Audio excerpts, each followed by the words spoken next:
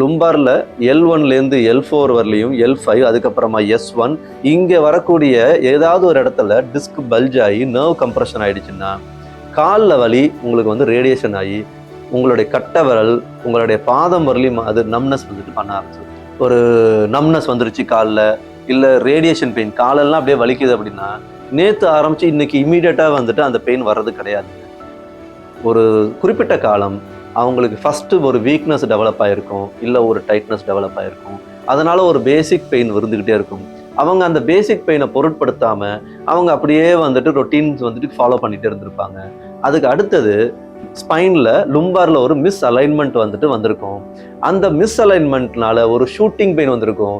அப்பவும் அவங்க என்ன பண்ணியிருப்பாங்கன்னா ஒரு டெம்பரரியான ஒரு ரெமிடிக்காக ஏதாவது ஒன்று செஞ்சு அந்த பெயினை வந்துட்டு ரிலீஃப் பண்ணிட்டு அவங்களோட ரொட்டீன் திருப்பியும் வந்துட்டு ஸ்டார்ட் பண்ணியிருப்பாங்க.